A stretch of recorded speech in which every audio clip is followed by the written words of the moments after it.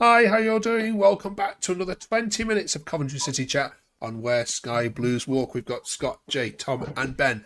This week we're talking about how happy is Frank Lampard with the transfer window. All these West Ham rumours are circulating. Is he entirely happy with the business that's been done? We'll ask the panel's view on that. We're also fresh back, of course, from watching that Norwich game. We're talking about, I thought Norwich were a decent football side. How come they've turned into the most time-wasting dark arts team we've ever seen at the CBS? We're also talking about pathetic finishing that screwed us out of 4 points now against Oxford and Norwich, and we're previewing, of course, the M69 derby. Just how much do we hate Leicester? We'll tell you when we ask them about Coventry what their response was in a second. But delighted to have you back. We've missed proper football, haven't we, Jay?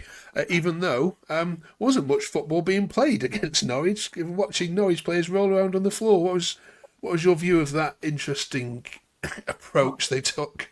It's been 24 or over 24 hours. I'm still pretty fuming. It was honestly the most embarrassing thing I've seen in football for a long, long time. They were time waiting from the 20th minute onwards. It was absolutely shocking.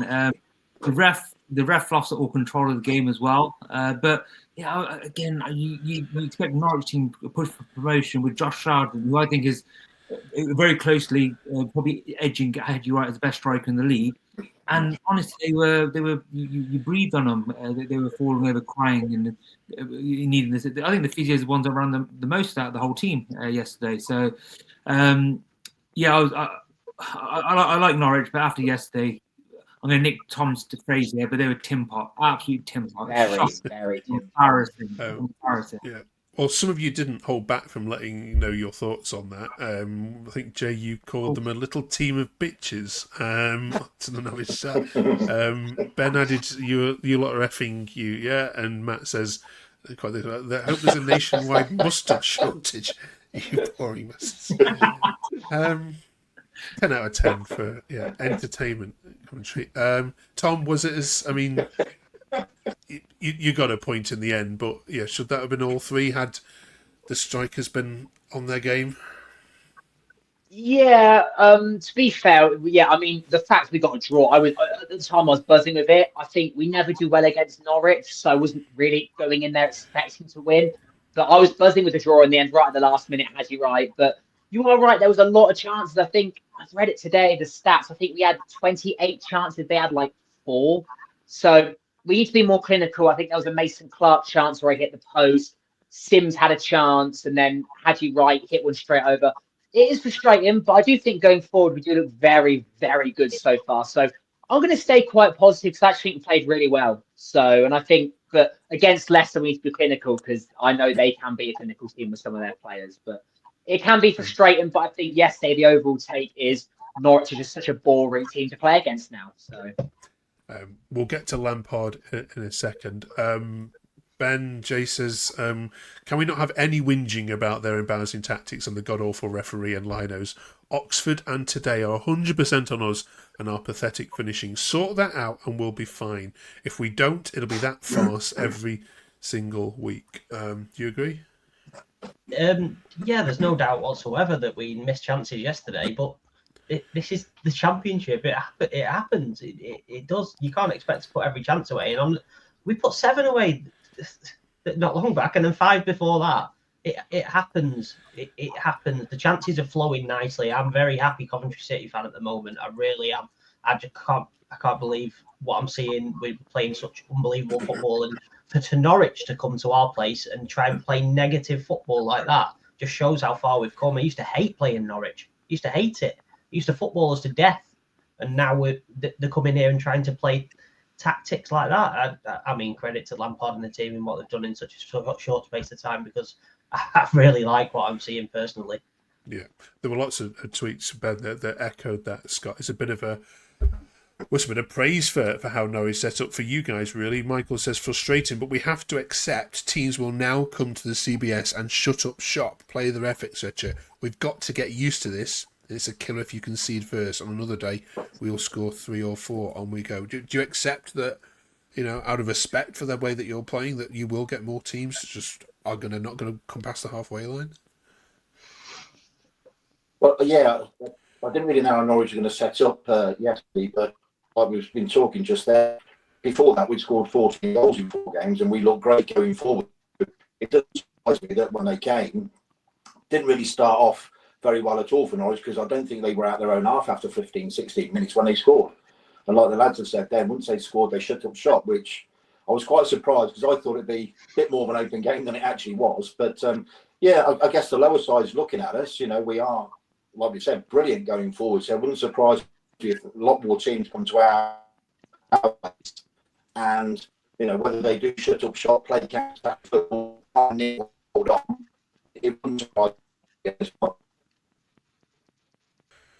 Cheers for that, Scott. Right, Ben, let's focus on our headline then. How happy is Lampard with the transfer window, do you believe? First of all, these West Ham rumours, do you think we can just put them to bed? He's not going to go to West Ham, is he? I don't know. You can't. It's a Premier League job at the end of the day. Lampard's jumped ship before. I don't think he's overly happy with the window, if I'm bluntly honest. And it's becoming more of a, for me anyway, the way we're playing and the job he's doing, it's becoming more of a concern if he was to jump ship, because he's doing a fantastic job for us. But definitely not. You can't rule out a Premier League job. You just can't. Jay, in terms of the window, do you think he got everything that he went in and asked for? No. In one word, no. It was sort of evident that I think there's rumours that we obviously went back in for Charlie Hughes. There was I think a Norwegian lad or Scandinavian lad, at least centre back. We tried to go in for as well. There was Raksaki, the two brothers actually. One's centre mid, one's a right wing. We sort of went in for. So it looks like he's been trying to get a winger since last January actually. Obviously, letting Ben Sheaf go as well would have been not ideal for him also. So I think he's sorted out certain areas. Again, having a backup right back, having a good fullback on the left side as well. Getting Luke Wolfton in is basically making that unit a bit more solid, rush in goal also. But there's definitely gaps in the squad. Even our owner Doug King, has mentioned it as well. That the squad's a bit thin. It's not a bad thing to have a sort of a tight unit, but also if, God forbid, touch with we get a few injuries, then the depth of quality isn't there, I would say. But yeah, I would say he's not happy. I wouldn't say he's not unhappy, but I wouldn't say he's thrilled with the window also. Thing again with the West Ham sort of link, again, the West Ham fans hate him, so I don't really see any sort of anything in that at all.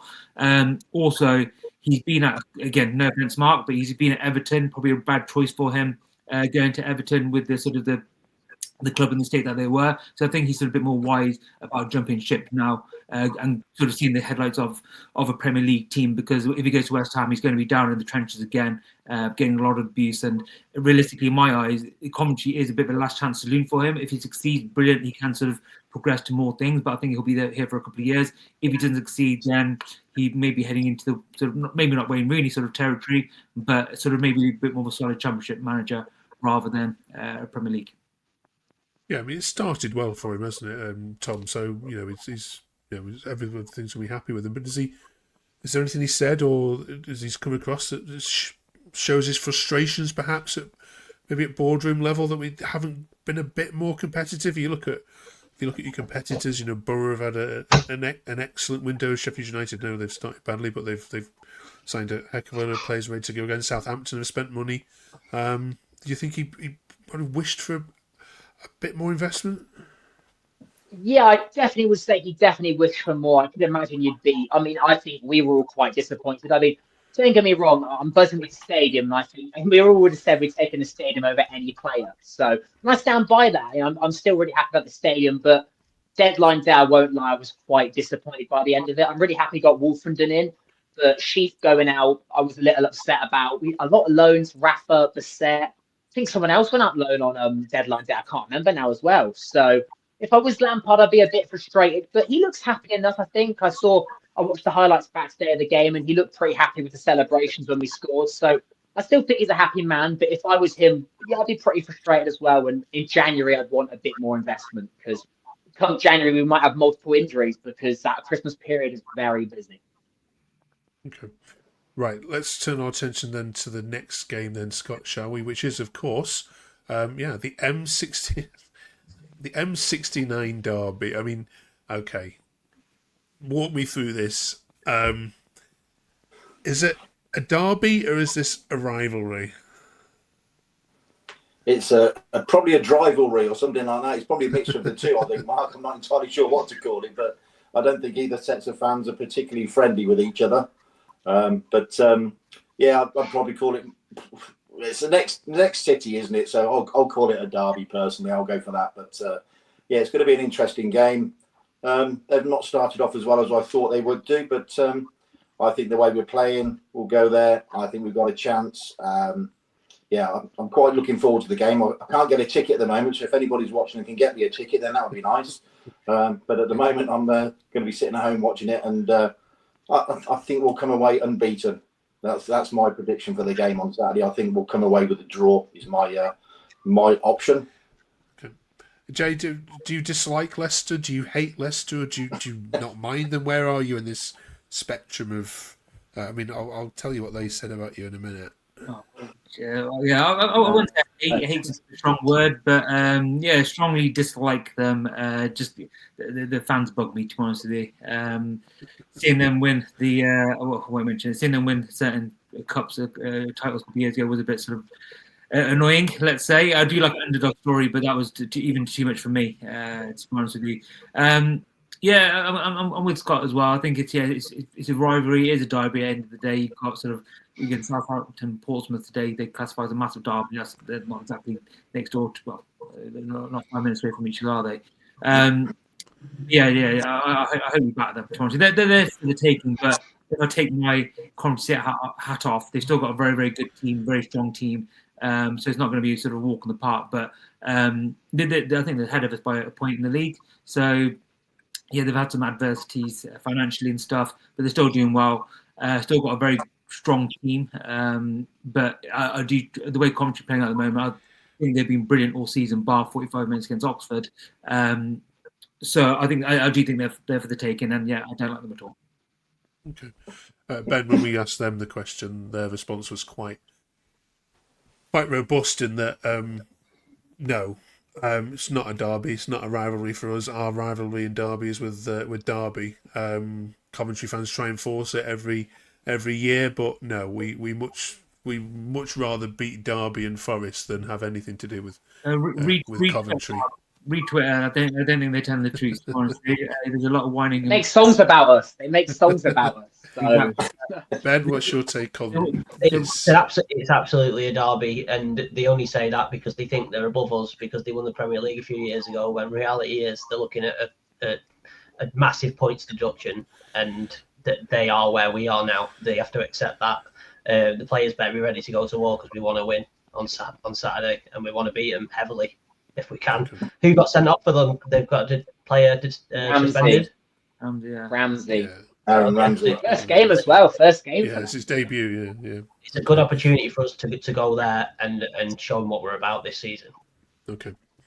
Tom, one thing that Coventry have been criticised for since we've last met is that when Birmingham City are going to visit in a couple of weeks' time, you're charging them £40 for the privilege to come to the CBS. Many people pointing out, well, hold on a second, Class A game it might be, but that's a ridiculous price to charge. First of all, for a away ticket, and it's a ridiculous price to charge a club who some people would say that without their help, you might not exist. Do they have a fair point?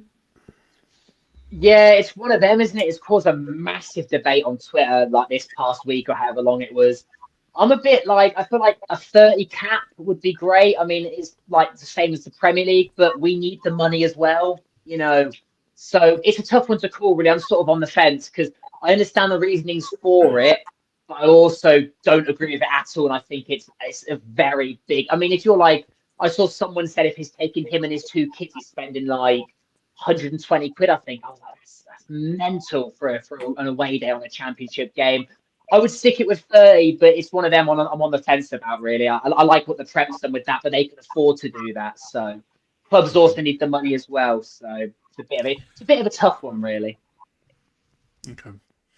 Yeah, 30's plenty, isn't it, for any away game or any fan? Yeah, it's it's scandalous, but there we go. Okay, you've got to pay for your stadium somehow. Let's have it right. Exactly.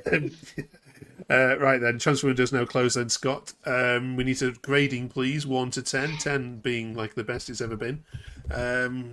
Yeah, where are you going with this? I'm going 7.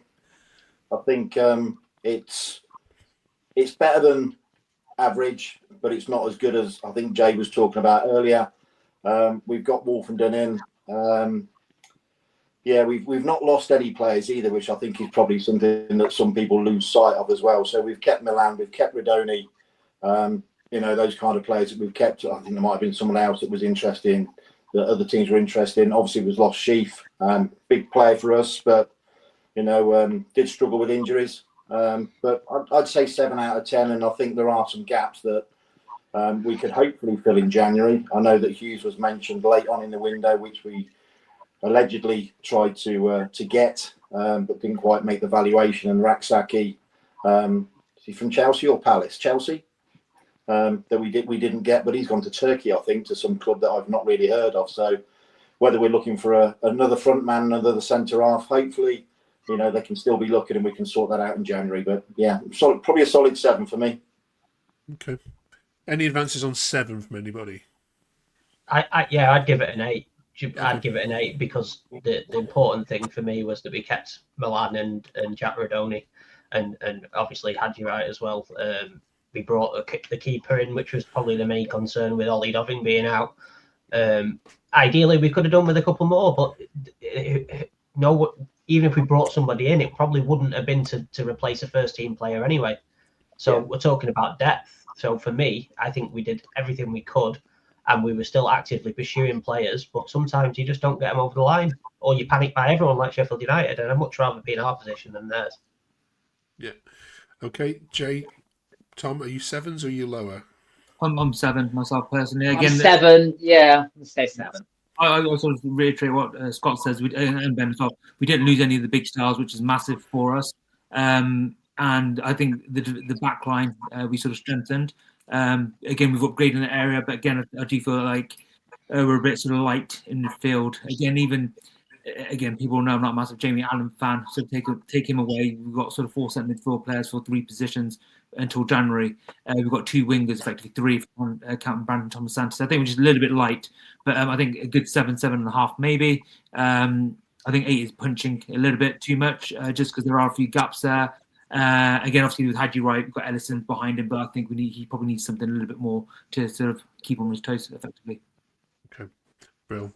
Thank you very much. Right, one last debate then, and the international break always brings up this discussion. So here we are yet again. Starting with you, Ben, I'll paint the scenario for you. It's May.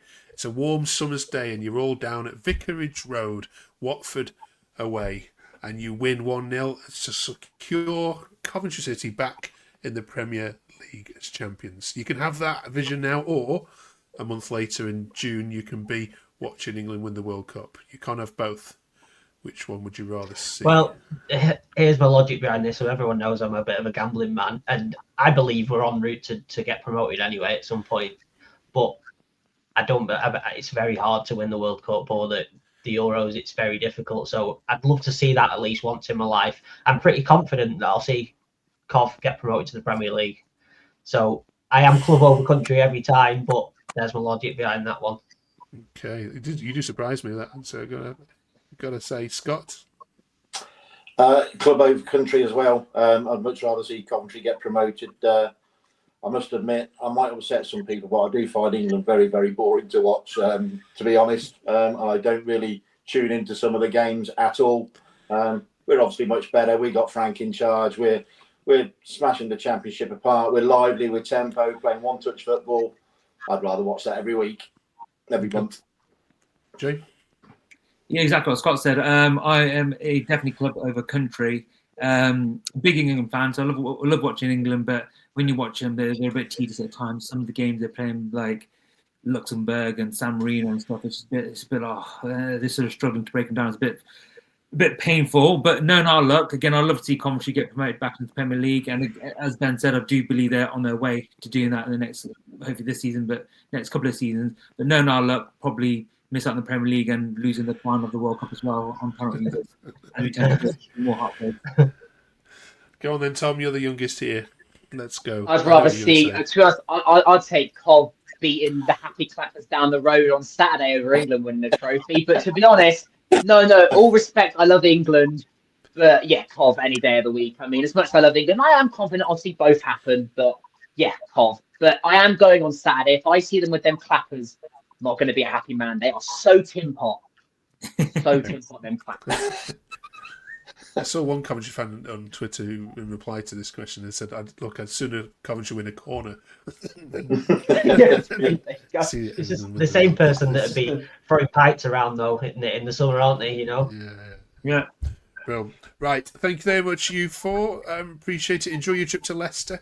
If you're heading to the King Power, we'll catch you on the other side of it. Have a good week, everybody. Do drop us a subscribe if you haven't yet done so already. We're building a nice little community here. Great to see you back after the international break, and we'll see you in 7 days. Thanks for watching.